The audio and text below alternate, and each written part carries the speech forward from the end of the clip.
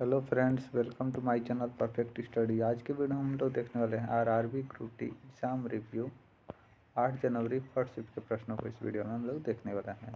तो जितने भी लोग चैनल पर नए आए हैं, चैनल को सब्सक्राइब कर लीजिए, वीडियो को लाइक कर दीजिए, दोस्तों के साथ शेयर कर दीजिए। यदि इस वीडियो का आपको PDF चाहिए तो वीडियो के डिस्क्रिप्शन में मैंने टेलीग्राम चैनल का लिंक दे दिया है, वहाँ से आप लोग डाउनलोड कर सकते हैं। चलिए वीडियो स्टार्ट करते हैं। सबसे पहला क्वेश्चन पूछा गया था कि भारतीय अंतरिक्ष अनुसंधान संगठन यानी कि इसरो ने किस वर्ष तक डेविस फ्री स्पेस मिशन का लक्ष्य हासिल करने की घोषणा की है। तो इसरो ने 2030 तक इस लक्ष्य का घोषणा किया है। अगला प्रश्न पूछा गया था कि वर्ष 2025 में आयोजित 51वीं G7 शिखर सम्मेलन कनाडा के किस शहर में आयोजित किया गया था। तो आपका 51वां G शिखर सम्मेलन 15 से 17 जून 2025 में कनाडा के अल्बर्टा के कानानिस्क में आयोजित किया गया था।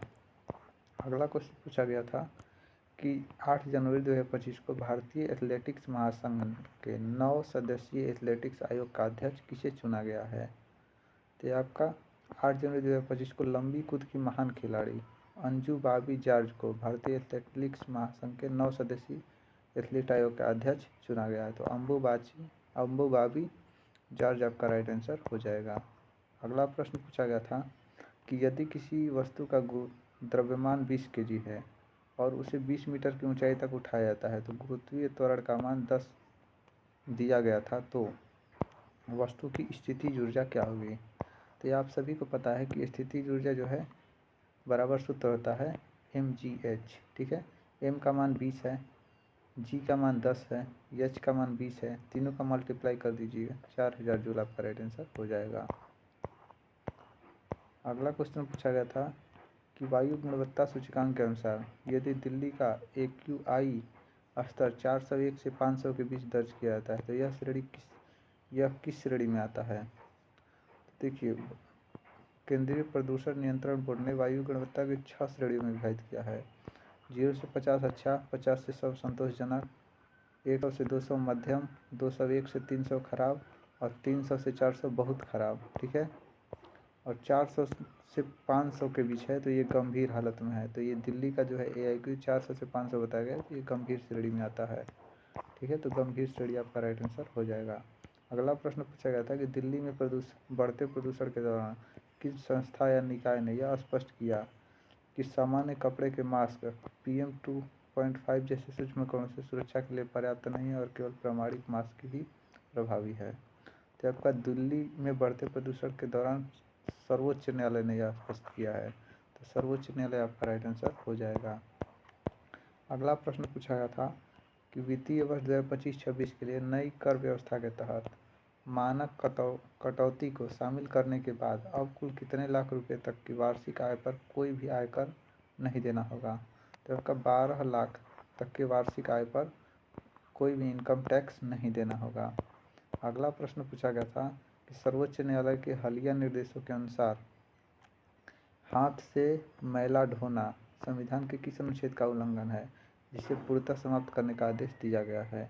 तो आपके अनुच्छेद 17 का यानी कि अस्पृश्यता या उन्मूलन का ये उल्लंघन है। ठीक है, अगला प्रश्न पूछा गया था कि महाराष्ट्र के थाणे लोकसभा निर्वाचन क्षेत्र के किस सांसद को वर्ष 2025 में उनके उत्कृष्ट विधायी कार्यों के लिए संसद रत्न पुरस्कार से सम्मानित किया गया है। तो देखिए, वर्ष 2025 में कुल 17 व्यक्तियों को संसद से पुरस्कार किया है, लेकिन महाराष्ट्र के थाणे के वर्तमान सांसद नरेश महेश्के को ये जो है संसद रत्न पुरस्कार से सम्मानित किया गया है। अगला प्रश्न पूछा गया था कि पुस्तक ज्ञान सिम्पिया पल्स ऑफ विजडम के लेखक कौन है। तो पुस्तक ज्ञान सिम्पिया पल्स ऑफ विजडम के लेखक जो है अनिल दीवान है। अनिल दीवान और जावेद अख्तर, तो अनिल दीवान और जावेद अख्तर आपका राइट आंसर हो जाएगा। अगला क्वेश्चन पूछा गया था कि बीमा क्षेत्र में नवाचार को बढ़ावा देने के लिए रेगुलेटरी सैंडबॉक्स फ्रेमवर्क किसके द्वारा लॉन्च किया गया है। तो ये बीमा क्षेत्र में नवाचार को बढ़ावा देने के लिए रेगुलेटरी सैंडबॉक्स फ्रेमवर्क भारतीय बीमा विनियामक बोर्ड यानी कि भारतीय विनियामक बीमा बोर्ड द्वारा, विकास प्राधिकरण द्वारा यह लॉन्च किया गया है। अगला प्रश्न पूछा गया था, गर्मी के दिनों में शरीर से पानी निकलने पर हमें ठंडक महसूस होती है, इसका मुख्य वैज्ञानिक कारण क्या है? देखिए, गर्मी से पसीना निकलने पर ठंडक महसूस होता है क्योंकि पसीना जो निकलता है वो वाष्पीकरण होता है, और वाष्पीकरण की ऊष्मा जो है पसीने की त्वचा से हवा में भाप बनकर उड़ने के लिए शरीर की गर्मी की ज़रूरत होती है। इस गर्मी को अवशोषित होने से शरीर ठंडा हो जाता है। अगला प्रश्न पूछा गया था, इथेनॉल जब सोडियम की क्रिया के साथ फलस्वरूप कौन सी गैस बनता है? इथेनॉल जब सोडियम से विक्रिया करता है तो कौन सी गैस बनता है? तो ये आपका यह सोडियम एथोक्साइड और हाइड्रोजन गैस मुक्त करता है, तो H2 जो है आपका राइट आंसर हो जाएगा। अगला प्रश्न पूछा गया था कि अनसेचुरेटेड हाइड्रोकार्बन संतृप्त हाइड्रोकार्बन की तुलना में सामान्यतः कैसे होते हैं? तो आपका संतृप्त हाइड्रोकार्बन की तुलना में अधिक अभिक्रियाशील होते हैं, तो अधिक अभिक्रियाशील आपका ऑप्शन में दिया गया था, तो यही आपका राइट आंसर हो जाएगा। अगला प्रश्न पूछा गया था कि प्रजनन स्वास्थ्य के संदर्भ में सुरक्षित यौन संबंध बनाना मुख्य रूप से क्यों आवश्यक है? तो प्रजनन स्वास्थ्य के संदर्भ में जो है सुरक्षित यौन संबंध बनाना मुख्य रूप से यौन संचारित रोग जैसे कि HIV, सिफिलिस, गोनोरिया आदि को रोकने के लिए आवश्यक है। कंडोम और अन्य बाधा विधियों का उपयोग संक्रमण के जोखिम को काफ़ी कम करता है और अवांछित गर्भधारण को रोकने में भी सहायक होता है। तो ये आपका यौन संचारित रोग से बचने के लिए किया जाता है। अगला प्रश्न पूछा गया था कि मनुष्य में उदर वृषण जो है उदर के बाहर वृषण कोश में क्यों उपस्थित होता है? देखिए, मनुष्य का शरीर का तापमान 37 डिग्री सेल्सियस होता है, जबकि शुक्राणु उत्पादन के लिए इससे कम तापमान की आवश्यकता होती है, 2-3 डिग्री सेल्सियस कम तापमान की आवश्यकता होती है, इसीलिए जो है ये अलग से बना हुआ है। अगला प्रश्न पूछा गया था कि चंद्रमा की सतह पर किसी वस्तु का भार पृथ्वी की सतह पर उसके भार का कितना गुना होता है? देखिए, चंद्रमा की सतह पर जो है पृथ्वी के भार का 1/6 भाग होता है, तो 1/6 आपका राइट आंसर हो जाएगा। अगला प्रश्न पूछा गया था कि निम्न में से कौन सा एल्केन दिए गए विकल्पों में सबसे छोटा है? और विकल्प में इथेन, साइक्लोप्रोपेन और ब्यूटेन आदि दिए गए थे। तो दिए गए विकल्पों में जो है एक इथेन सबसे छोटा एल्केन दिया गया था, तो एथेन आपका राइट आंसर हो जाएगा। विकल्प में जो है एथेन दिया गया था। अगला प्रश्न पूछा गया था कि जब एक अधात्विक ऑक्साइड किसी क्षार के साथ अभिक्रिया करता है तो उत्पाद के रूप में क्या प्राप्त होता है? तो अधात्विक ऑक्साइड जैसे कार्बन डाइऑक्साइड और सल्फर डाइऑक्साइड प्रकृति में अम्लीय होते हैं। जब ये अम्लीय ऑक्साइड किसी क्षार के साथ अभिक्रिया करते हैं तो उदासीनीकरण अभिक्रिया होता है। ठीक है, तो इसे उदासीनीकरण अभिक्रिया कहते हैं, और इसके उत्पाद के रूप में है जो है लवण और जल प्राप्त होते हैं। ठीक है, लवण और जल आपका राइट आंसर हो जाएगा, क्योंकि उत्पाद के बारे में पूछा गया था, उत्पाद क्या प्राप्त होता है। अगला प्रश्न पूछा गया था कि यदि किसी विद्युत परिपथ में प्रतिरोध 20 ओम दिया गया था, विभवांतर का मान 40 वोल्ट दिया गया था, तो परिपथ में प्रवाहित होने वाली विद्युत धारा का मान क्या होगा?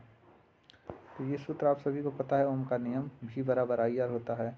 V का मान 40 वोल्ट, R का मान 20 ओम दिया गया है, तो I बराबर V/R यानी कि 40/20 2 एम्पियर आपका राइट आंसर हो जाएगा। तो विद्युत धारा का जो है इसका मात्रक भी एम्पियर होता है। अगला प्रश्न पूछा गया था कि यदि किसी अवतल दर्पण के सामने वस्तु की वक्रता त्रिज्या C रखा जाता है तो बनने वाले प्रतिबिंब की प्रकृति कैसी होगी? देखिए, अवतल दर्पण में जब वस्तु को वक्रता केंद्र पर रखा जाता है तो आपका प्रतिबिंब जो है वास्तविक और उल्टा बनता है। ठीक है, तो वास्तविक और उल्टा आपका राइट आंसर हो जाएगा। अगला प्रश्न पूछा गया था कि ठोस पदार्थ के कणों की अत्यधिक निकटता और उनके निश्चित स्थिति का मुख्य कारण क्या होता है? तो देखिए, ठोस कण की अत्यधिक निकटता और निश्चित स्थिति का मुख्य कारण प्रबल आंतरिक आणविक बल होता है। ठीक है, तो ये आपका राइट आंसर हो जाएगा। अगला क्वेश्चन पूछा गया था कि मनुष्यों जैसे जटिल बहुकोशिकीय जीव में पाचन की प्रक्रिया किस प्रकार संपन्न होती है? देखिए, जटिल बहुकोशिकीय जीव में पाचन की क्रिया जो है मुंह से शुरू होकर बड़ी आंत तक चलती है। अगला प्रश्न पूछा गया था कि अवतल दर्पण में मुख्य अक्ष के समांतर आने वाली प्रकाश की किरणें परावर्तन के बाद कहाँ से गुजरती हैं या कहाँ पर अभिसरित होती हैं? तो देखिए, अवतल दर्पण मुख्य रूप से समांतर आने वाली प्रकाश की किरणें परावर्तन के बाद मुख्य फोकस पर, ठीक है, मुख्य फोकस से होकर गुजरती हैं। तो मुख्य फोकस आपका राइट आंसर हो जाएगा। अगला क्वेश्चन पूछा गया था कि जमीन पर पड़े बीज से नए पौधे के जन्म लेने की प्रक्रिया को क्या कहते हैं। तो देखिए, जमीन पर पड़े बीज से नए पौधे के जन्म लेने की प्रक्रिया को अंकुरण या जर्मिनेशन कहते हैं। ठीक है, तो अंकुरण या जर्मिनेशन आपका राइट आंसर हो जाएगा। अगला प्रश्न पूछा गया था कि घरों में सामान्यतः कौन सा उपकरण हमेशा कनेक्शन में श्रेणी क्रम में लगा होता है। तो कौन सा उपकरण जो है श्रेणी क्रम में लगा होता है। तो घरों में फ्यूज या एमसीबी हमेशा जो है मुख्य लाइन श्रेणी क्रम में लगता है। तो फ्यूज और एमबीसी ये आपका राइट आंसर हो जाएगा। अगला प्रश्न पूछा गया था कि निम्नलिखित में से कौन सा अंग सेंट्रल नर्वस सिस्टम का मुख्य हिस्सा होता है। तो केंद्रीय तंत्रिका तंत्र का मुख्य हिस्सा क्या होता है। तो देखिए, केंद्रीय तंत्रिका तंत्र मानव शरीर के मुख्य दो भागों से मिलकर बना है, मस्तिष्क और मेरुज्जु से। और मेरुज्जु जो है केंद्रीय तंत्रिका का मुख्य हिस्सा होता है। तो मेरुज्जु जो है ऑप्शन में दिया गया था, ये आपका राइट आंसर हो जाएगा। अगला प्रश्न पूछा गया था कि ध्वनि के संबंध में निम्न में से कौन सा कथन सही नहीं दिया गया है। और विकल्पों में ध्वनि निर्वात में गमन कर सकती है। तो ध्वनि जो है निर्वात में गमन कर सकती है, यह कथन सही नहीं है, क्योंकि ध्वनि को जो है निर्वात में गति नहीं कर सकती। तो यही कथन जो एक ऑप्शन में दिया गया था, यही जो है आपका गलत ऑप्शन था। तो यही आपका सही हो जाएगा, क्योंकि यहाँ पे सही नहीं पूछा गया है। तो इसीलिए इसी पे जितने भी लोगों ने टिक किया है उनका बिल्कुल सही है। अगला क्वेश्चन पूछा गया था कि प्लांट सेल वाल मुख्य रूप से किस पदार्थ की बनी होती है। तो देखिए, पादप कोशिका की भित्ति मुख्य रूप से सेलुलोज नामक जटिल कार्बोहाइड्रेट बनी होती है। तो सेलुलोज आपका राइट आंसर हो जाएगा। ठीक है, अगला क्वेश्चन पूछा गया था कि निम्नलिखित में से कौन सा एक सर्कुलर मोशन का एक सटीक उदाहरण माना जाता है। सर्कुलर मोशन तब होता है जब किसी वस्तु पर एक निश्चित बिंदु को केंद्र मानकर उसके चारों ओर वृत्तीय पथ पर गति करती हैं। ठीक है, तो ये जो है उपग्रह द्वारा पृथ्वी की परिक्रमा करना इसका सटीक उदाहरण है, और यही जो है ऑप्शन में दिया गया था। तो उपग्रह द्वारा पृथ्वी की परिक्रमा करना, ये आपका राइट आंसर हो जाएगा। अगला प्रश्न पूछा गया था, यदि किसी गतिशील वस्तु द्वारा तय की गई दूरी को आधा कर दिया जाए और समय को वही रहने दिया जाए तो उसका रेखीय वेग पर क्या प्रभाव पड़ेगा। तो देखिए, यदि किसी गतिशील वस्तु द्वारा तय की गई दूरी को आधा कर देते हैं और समय को स्थिर रख देते हैं तो रेखीय वेग भी आधा हो जाएगा। ठीक है, क्या होगा, रेखीय वेग आधा हो जाएगा। तो ये आपका राइट आंसर हो जाएगा। अगला प्रश्न पूछा गया था, 2025-26 के दौरान श्रमिकों को कार्यस्थल पर सिगरेट, बीड़ी और अन्य तंबाकू उत्पादों के सेवन से बचने तथा उनके स्वास्थ्य संरक्षण के लिए कौन सी विशिष्ट योजना चलाया गया था। तो आपका भारत सरकार के श्रम और रोजगार मंत्रालय ने श्रमिक संरक्षण योजना जो है चलाया था। तो श्रमिक संरक्षण योजना आपका राइट आंसर हो जाएगा। अगला प्रश्न पूछा गया था कि जुलाई 2025 में रक्षा अनुसंधान और विकास संगठन ने आंध्र प्रदेश के तटीय क्षेत्र में किस उन्नत मिसाइल प्रणाली का सफल परीक्षण किया है। तो आपका DRDO ने जो है आंध्र प्रदेश के तटीय क्षेत्र में UAV लॉन्चर ULPGM-V3 जो है ये इन्होंने लॉन्च किया है। अगला प्रश्न जो है पूछा गया था कि मनुष्य सोते समय भी निरंतर श्वास क्यों करता है। तो मनुष्य सोते समय भी निरंतर श्वसन इसलिए करता है क्योंकि शरीर को लगातार ऊर्जा की आवश्यकता होती है, जो श्वसन प्रक्रिया के माध्यम से ऑक्सीजन के उपयोग कार्बन डाइऑक्साइड से निष्कासन से पूरी होती है। ठीक है, तो इसीलिए जो है मनुष्य सोते समय भी सांस लेता है। तो इस शिफ्ट में मुझे इतना ही क्वेश्चन मिला है। यदि ये क्वेश्चन बिल्कुल रियल और ऑथेंटिक रहा हो तो कमेंट में यस जरूर लिख दीजिएगा। ठीक है, ताकि अदर स्टूडेंट को पता चल सके कि हाँ, मैं जितना भी वीडियो बनाता हूँ बिल्कुल रियल और ऑथेंटिक क्वेश्चन होता है। और यदि वीडियो अच्छा लगा तो वीडियो को लाइक करके चैनल को सब्सक्राइब कर लीजिए। मिलते हैं अगले वीडियो में, धन्यवाद।